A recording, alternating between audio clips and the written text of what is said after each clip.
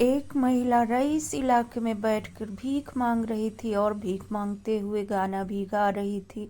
उसके गाना सुनकर आस पड़ोस के लोग आते और उसको कुछ पैसे देकर जाते।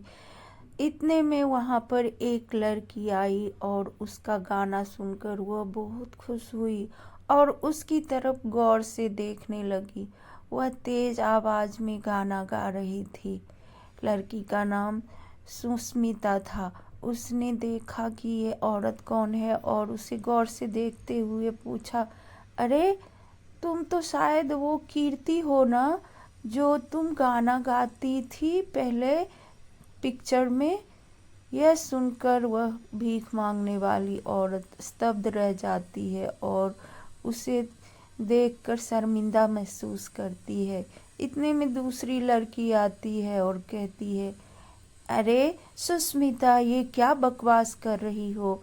ये कौन सी गायिका होगी? ये तो भीख मांगने वाली है। अरे नहीं नहीं, मैं इसे जानती हूँ, ये मेरी दोस्त कीर्ति है। ये बहुत अच्छा गाना गाती थी, पर पता नहीं इसको क्या हो गया है, ये भीख क्यों मांग रही है।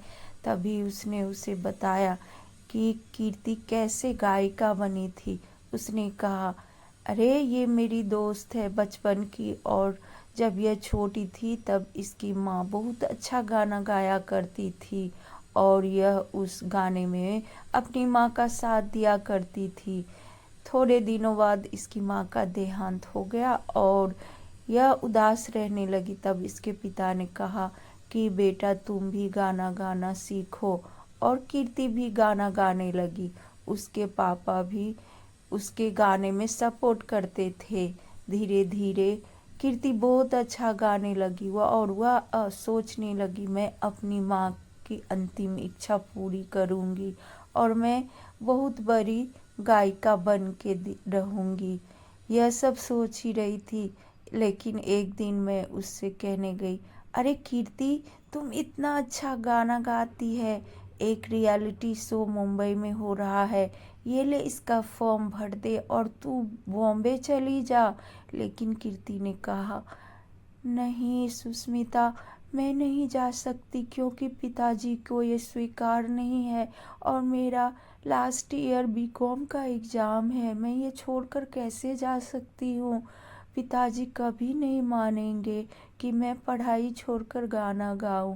इतने में कीर्ति के पिता आते हैं और कहते हैं, बेटी, अगर तुम्हें अपना सपना पूरा करना है तो तू जा बॉम्बे, मैं तुम्हारे साथ हूँ। यह सुनकर कीर्ति बॉम्बे चली जाती है और रियलिटी शो में पार्टिसिपेट करती है। उसकी गायकी इतनी अच्छी थी कि वह कंपटीशन जीत जाती है। अब कीर्ति का बड़ा नाम हो गया, वह हर जगह गाना गाने जाती है। एक दिन वह अपने पिता से फ़ोन पे कहती है, पिताजी, मैंने बहुत अच्छा गाना गाया और मैंने रियलिटी शो भी जीत लिया। हाँ बेटी, ऊपर से तुम्हारी माँ भी देखकर बहुत खुश रही होगी। तुम उसके लिए ही तो ये सब की हो और मैं भी बहुत खुश हूँ। तुम अपना ख्याल रखना और अच्छे से गाना गाना। जी पिताजी, तुम बहुत तरक्की करना और अपनी माँ का नाम रोशन करना। वह ढेर सारी बातें करके फ़ोन रख देती है और प्रोग्राम में वह जाने लगती है। इसी तरह से उसकी एक दोस्त बन जाती है जो वो भी गाना गाती थी और उसे कीर्ति की गाना देखकर बहुत जलन होने लगता है, क्योंकि वह कीर्ति से अच्छा नहीं गा पाती थी। कोई भी प्रोड्यूसर या कोई भी डायरेक्टर पहले कीर्ति को ही चुना करते थे गाना गाने के लिए। इससे उसकी वह दोस्त बहुत जलन करती थी। वह एक दिन कीर्ति को पानी में कुछ मिला के दे दिया। कीर्ति ने वह पानी पीते ही उसका गला खराब हो गया और वह भद्दा गाना गाने लगी। अब उसे कोई भी गाने के लिए अप्रोच नहीं करता था। उसकी दोस्त ने कहा, ले अब हो गया न तेरा गाना अच्छा, तू मुझसे कंपटीशन करने चली थी।